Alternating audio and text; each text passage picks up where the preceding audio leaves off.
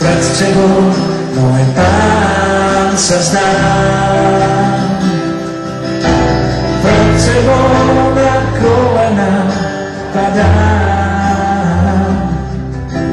Pred tebou, môj kráľ a Pán. Pred tebou na tvári vyznávam. Iba ty vládneš svojou silou. Sprievodne víťaznou vodíš si ma. Za tebou pôjdem svetlom i tmou. Veď ty si môj Pán, hoden si chvála. Akokoľvek veľký je tvoj problém, tvoj Boh je väčší. On je Boh, ktorý sa nezastaví pred ničím, aby ti ukázal, ako veľmi ťa ľúbi. A cez každý problém chce prejsť s tebou, pokiaľ mu to dovolíš. My sme neplodní a nemôžeme mať deti, a už sme 3-krát dali život. Mám doma 2 dievčatka, ktoré dokazujú, že Boh je mocný. Z decembra mám čerstvé papiere, že nemôžem mať ďalšie deti.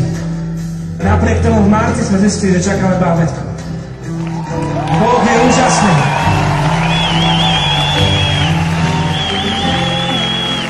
O čo väčšia bola naša radosť, keď sme zistili, že čakáme chlapčeka po 2 dievčatách. Ale on je Boh, ktorý môže urobiť ďaleko viac. On je Pánom života. A minulý týždeň sme zistili, že si ho zavolal ku sebe. Už nemáme viac bábätkov. Náš Šimon je u neho. Marta sa ma pýtala, nečakali sme náhodou Samuela? Lebo dostali sme slovo, narodí sa ti syn a dáš mu meno Samuel. Hovorím, nie, tento bol Šimon. Tento sa nenarodil.